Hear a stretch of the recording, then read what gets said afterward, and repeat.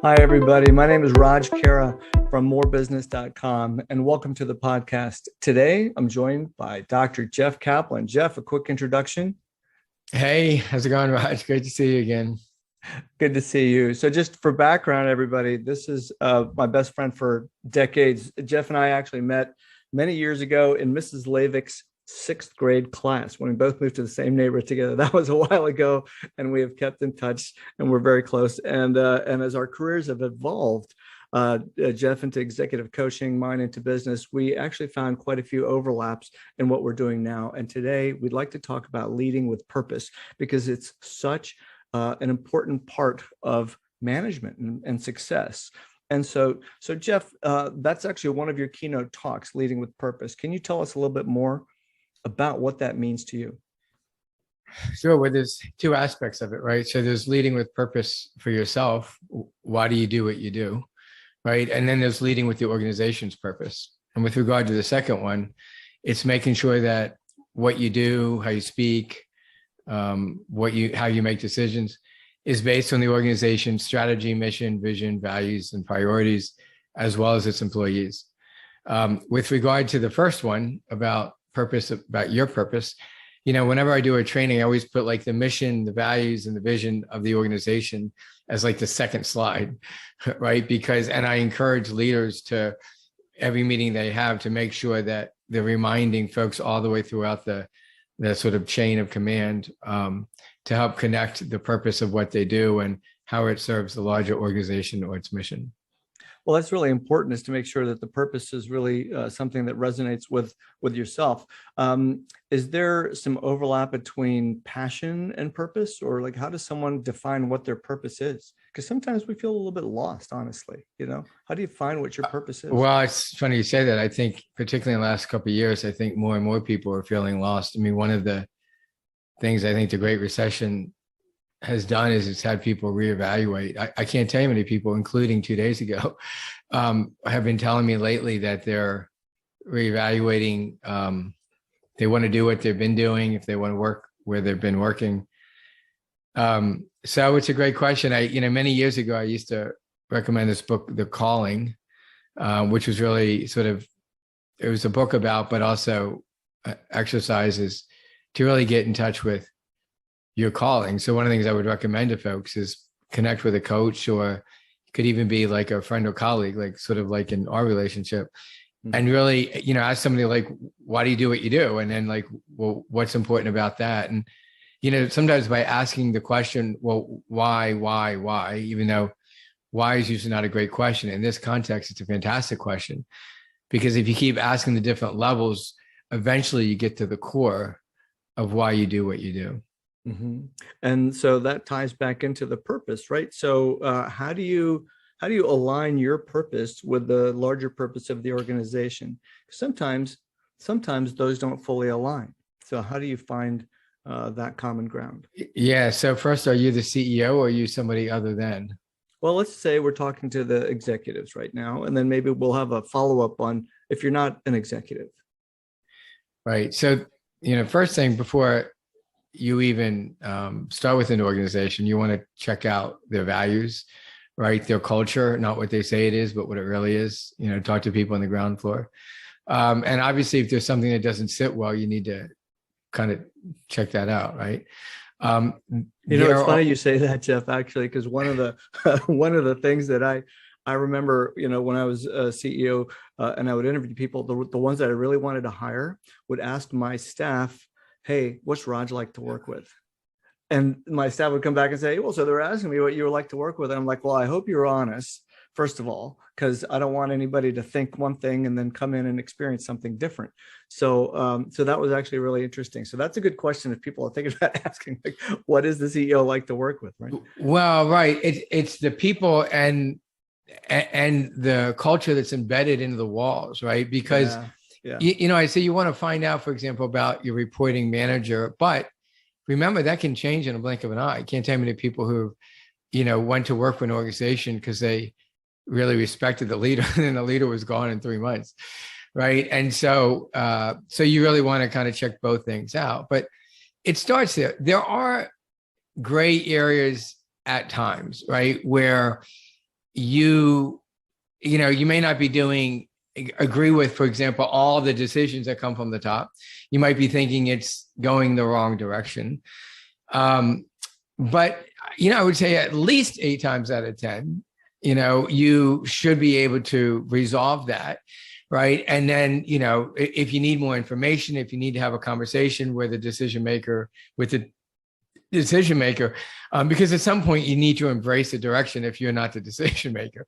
Yeah. Right. And then you need to be all in. If you can't do that, then you need to be honest about that, both with the organization and yourself. And you need to start looking for a plan B. Let's take a deeper dive into leading with purpose then. So how do you know that you're on purpose? How do you know when you're not on purpose? So first of all, 44% of organizations, people in organizations say that they lead with purpose, which leaves 56% that aren't. So again, going back to the organizational purpose, like you're making decisions, quite frankly, thousands of decisions every day. And leaders who make purposeful decisions are doing so with respect to, well, what's the mission of the organization? Like, what are we up to here? Why are we here? Why do we exist?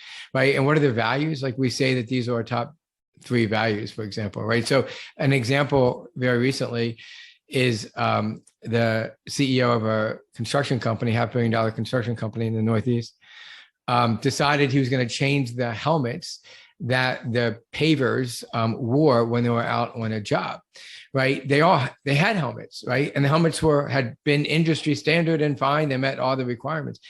But these new helmets, which by the way, cost almost twice as much, and by the way, were really uncomfortable to wear at first. They were just a little bit better in terms of protecting one's head in the event of impact or fall. As a result of that decision, one of my clients was telling me on a call that we had not too long ago, he's like, yeah, one of my pavers had a car barreling at him about 50 miles per hour. Guy went flying into the air, came crashing down. Guy was in the hospital recovering from his injuries. Those accidents, unfortunately, happen more than one might think, or certainly hope, but they're usually fatal. This one wasn't, because the CEO made a decision that valued safety, which is one of the company's top 3 values, over cost or convenience. That, my friend, is an example of leading with purpose. Leading with purpose. That's a great story. And then, so, you mentioned that those like 44% of people say that they do lead with purpose. How do you know? Like, how do you know? Because that's, sometimes we might... when you don't. Sorry to cut you off, but when you don't, right? Okay. Apathy, right? Apathy. So there's 2 versions of the stone cutter story from ancient times. I think one came from China. I remember where the other one came from. But one version is where this guy's walking along and a bunch of these people sort of like just, out there sweating it out 14 hours a day, hot weather, cutting stone. And he asked this, sort of grumpy, miserable employee. And by the way, if you're grumpy and miserable every day at work, you know that you're probably not leading or working with purpose. What is he doing? And he says, I'm cutting stone. And then he went to the second guy who's doing the same job. But this guy had a little bit more of a smile. It was a little bit lighter. He said, what are you doing? He says, I'm cutting stone in order to make, money to support my family, right? So obviously family is a value. And he was able to sort of link, he wasn't really doing something that felt purposeful, except for it had a purpose connected to it, right? So minimally, you want to connect something that's important to you with the job that you're doing. That's sort of like the second idea. But the first is he went to the third guy and he's like singing and jovial and was asked the question, like, what are you doing? And he was like so happy. And he said, I'm making a cathedral. Oh, right. Exactly.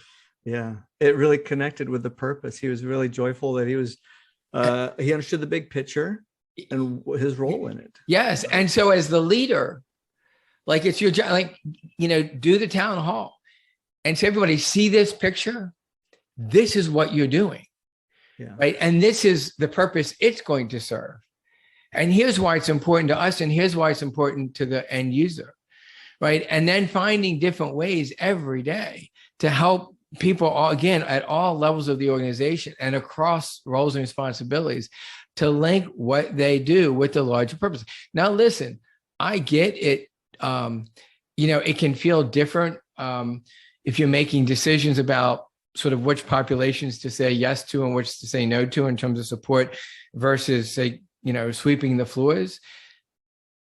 But even the person who's sweeping the floors, right, has a huge purpose. I can tell you, for example, when I go into a restaurant and, I'm served great food, right, everybody in that restaurant serves a purpose that is helping me be happy in that moment.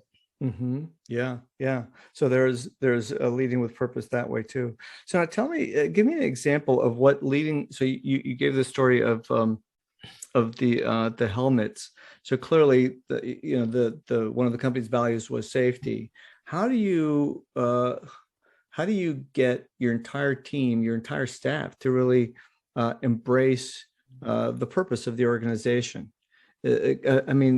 So I've worked with lots of nonprofits, very purpose-driven, very mission-driven, and oftentimes the staff that's attracted to that organization has something they're passionate about that mission too. In a corporate setting, that may be different. People may be going there because the company's paying a really high salary, or they got great options, or something that's like they're maybe not quite connected with the passion that they want, but they're looking at it from a different perspective. How do you get everybody in the company, or as many as you can, I guess, especially in larger organizations, to really feel the purpose of the company?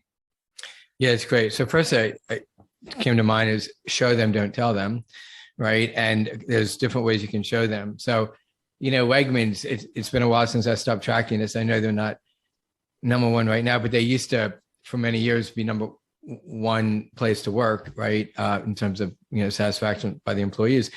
And they're a good example where one way that they show them is they put their money where their mouth is, right? So everybody from, the top level executives down to the part-time high school student has some profit sharing into the organization, right? So that's one simple way that you can do it, is you can sort of share on the profits.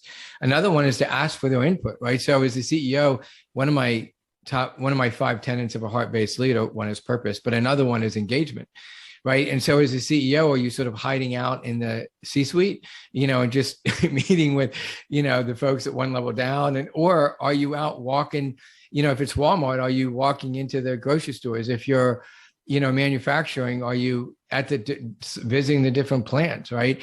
And then are you going up to folks and saying, hey, the machinist, for example, like, how's it going? What's keeping you up at night? How can we support you? Tell me what's important to you, right? What's one change you think that we could make that would make your job easier? You would increase job satisfaction, but also would create greater efficiencies or, effectiveness in the work that we do, right? And so there's put your money where your mouth is. There's ask for input, but there's a lot of different ways. And I got to tell you there, Raj, it kind of starts with, who are you as a person, right? Because these things are pretty self-evident if you're somebody who has humility and cares deeply about the welfare of others, including the people that work in your organization. You will figure these things out. And even if you're not the most creative leader, you will ask people around you, hey, how can we, increase job satisfaction, for example? Yeah, I think the whole idea of the management adage of management by walking around is really very valid. I know I used to do that all the time in my teams, and I would sometimes grab a Snickers bar and start just walking around the office and say, hey, how you doing? What's going on? What are you working on? And we would just sit down and literally half an hour later come out with like so many ideas just simply by asking. Not a pre-scheduled meeting. Granted, this is much harder to do with the fact that we're like most of us are still virtual. Many of us are still virtual. But sometimes maybe scheduling some of those, hey, how are you doing? Check-in sessions are really, really important. So yeah, I take that point really well. I like it. What other kinds of things do leaders need to know to make sure that they're managing with purpose? Well, first, they should ask themselves, right? So maybe start with checking how happy they are in what they're doing. Mm-hmm. And to ask themselves why, first of all, why did they get into that particular line of work to begin with. A lot of times, particularly when you're at the executive levels, because somebody started, lower in the ranks, let's say it's a large organization, right? And so whether they're, starting engineering or hospitality or, whatever, and then they work their way up. So, I do a lot of work in academic healthcare. And so a lot of leaders are, right, like folks that were clinicians, eons ago. And, it's clear why they got, into the field, right? But it's a whole different skill set and it's a whole different job, right? And so one of the things that I know a lot of senior either physician leaders or nurse leaders or others will do is they'll do something to try to stay connected to the work that they started with, right? Still doing some patient care and that kinds of thing. So one of the things I would say is that as an executive, if you can find a way to fill, I'll just make it up, 5 hours of your week with something that, whether you're washing the dishes or sweeping the floors or meeting with, patients or customers or whatever, I would highly, highly encourage you to do that. Yeah. Yeah. I know a lot of CEOs they'll manage a help desk line for an hour, a couple hours or something a week, just to hear what the customers are saying, just to experience what the front line is actually going through. So that's yeah. And be with them, not even just hear them, but just be with them. Yeah. Right. And not a checkoff list. Like I get, not everybody has an innate sense of like leading with purpose and leading with heart. Not everybody's in touch with their emotions and, and that's fine. And, a little bit, the analogy that's coming to me is like the spouse that gets angry said, we should always remember when our anniversary is. And it's like, and what I'm saying is like, yeah, but if dates aren't good for them, then they need to put it on the calendar. But they're putting it on the calendar and says, get flowers for spouse because they care, right? In all the things that they're juggling in their mind, it may not be the first thing, but because they care, they put it on their calendar, right? So I just want to say, so it might seem like a checkoff list, but if it's important enough, then they'll make sure that they do it regardless of whether it feels like they're just checking it off or whether they just remember automatically. So there's lots of benefits to leading with purpose, right? And so, corporations are typically for profit. So they're looking to increase their margins, reduce their costs, reduce employee turnover. So there's a lot of implications of leading with purpose. So let's just talk about a couple of them. Like what does that do for retention? Retention's a big one. So I would tell you, for millennials, it's the number one link to retention. Them feeling their sense of purpose, feeling emotionally connected to the work and to their manager is the number one factor in whether or not they stay at a job. And this is research-based. This is not like someone. This is one research, 67,000 folks, another, 38 countries. I mean, there's lots of research out there, and millennials right now make up more than half of the workforce. So, you better be paying attention to this stuff. Right? If you're not now, you will soon, or your organization is probably not going to last very long. Mm-hmm. And then there's other stuff that trickles down to the bottom line. So retention, clearly one, you reduce the cost of having to train new staff. You keep them, especially in light of the Great Resignation, which is really important to keep your best staff because they are getting offers. Whether you want to hear it or not, they are getting offers from other people. Everybody's getting called by recruiters. So you really got to keep an eye on it, keep them happy. But then that trickles to the bottom line too. It does. Well, yeah. I mean, you just mentioned one way it trickles to the bottom line, but job satisfaction goes up, so performance goes up, right? So top line, bottom line, right? If you have, for example, happy salespeople, right, then that's a good thing, right? Just look at, just think of like some mom and pop, store. I can give you. I remember back when I was in my doctoral program. There was, the University of Maryland where we both went. I'm sorry, my doctoral program was at Temple, but there was, a lot of food trucks, right? Like out across the campus, right? And I worked did some work at the health center, and right outside there was just like one of these new little small, very small, we'll call it trucks, right? And they served like bagels and coffee and stuff. And it was a married couple. And they were just so over the top happy, right? And they were just like so nice. And I said to my colleagues, I said, watch as this truck, as their customers would just continue, would just get like massive, like over time. And sure enough, in the first 2 years, like they had lines all over the place. It was bagels and coffee, right? You can get bagels and coffee all over the place, right? But it was like their, just, the way that they're, the happiness of the relationship. Well, fast forward, that they ended up not doing so well. In fact, they ended up closing down. And what happened was after 2 years, I guess in a confined space, don't know what was happening at home, but they started arguing and they were like, you could just, it was like, they were just not happy as a couple. And it came out to the point I remember, it just came to me now.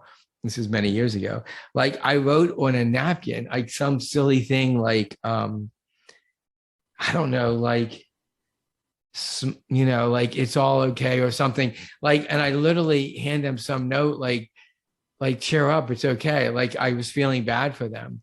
So the point being, right, like when you're happy with your job, with yourself, with the relationships at work, people, there's research out there that says if you have a best friend at work, higher job satisfaction, higher income, quite frankly, then people notice and the company does well.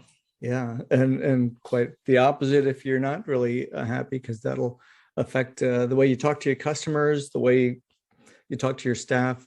I'm a big believer in making sure your staff is happy first, because your staff will then take care of your customers and retain them as well. It was it Herb Kelleher, Southwest Airlines? Oh no, it was Branson, the Virgin companies. He said customers come second, employees come first. Yeah. Kelleher, I think, was also in the same, he had the same thought process. Well, he was. So Keller, I in my keynote, and often I give this story, is actually, I read this story in a book called Perfectly Yourself by Matthew Kelly. Well, Kelleher, founder and former CEO of Southwest Airlines, he actually got a letter once from this disgruntled employee, right? And, Southwest, right? Like joking, and that kind of thing. Yeah. And this business traveler, I guess, didn't like the, play of the, stewardesses, right? So he wrote a letter to CEO now who, just complaining. He thought it was unprofessional.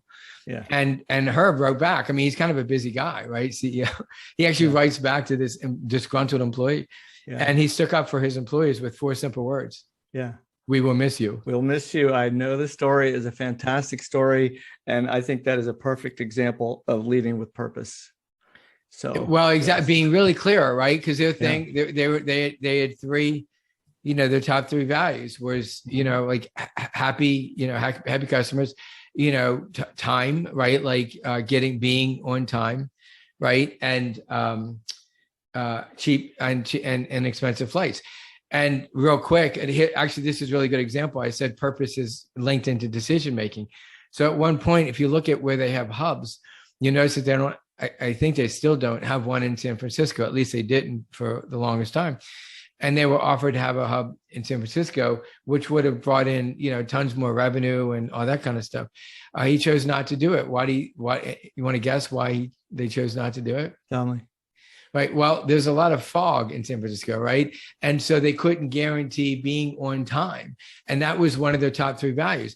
But by knowing, again, remember mission, vision, values, purpose, and priorities, right? By knowing their top values, right? On time, happy, customers and cheap, like then even though that's going to bring in more money in the long term, it's going to water down our brand. So we said, no. This, is why understanding your purpose and aligning that with your decisions with that is so critical. I have a little story with that. A lot of times customers would come to us and, we built one of my last companies was an email marketing software platform, and we'd have customers requesting specific features. And we looked at those initially when we started getting these feature requests. We thought, oh, this is great. We're getting customer feedback on what they want. Let's build it out. And then that way we'll get more customers because probably they want it too. And we realized that was the wrong move. we realized what we really needed to do is just be true to the bulk of our customer base, not take one-on-one, like one-off requests from people. And so they would say, hey, we really need this feature, we need that feature. And we realized that for some customers, they are outgrowing us, and that's okay. Because what we found is if we were true to the customer base that we found to be in our sweet spot, we actually found more people just like them, and we grew, ended up with tens of thousands of, actually like 70,000 users over a period of years. And that was because we stayed true to who we were and didn't dilute our products with all these extra bells and whistles that this customer or that customer and so on wanted. So we wanted to be very focused. Before you go on, I just want to say, I mean, it's such a great point, right? Because it's both, right? And, we all know that listening to your customers is really important. And, but also, as the Herb Keller example, knowing who your customer is really important as well. That is very, right. And, very true. Yeah. And so, leading with purpose and living with purpose means being really clear what to say yes to and what to say no to in terms of opportunities. So if there were a couple of key takeaways from our dialogue today, I think what you said was just one of them, right? Be really clear on what you can do, accept to do, and what you will say no to. I think the latter part is really important. Every time you say yes to something, you're saying no to everything else. Yeah. Right. And so so in your example, right, if you said yes to this particular feature, what's the negative impact? Every solution brings with it its own problems.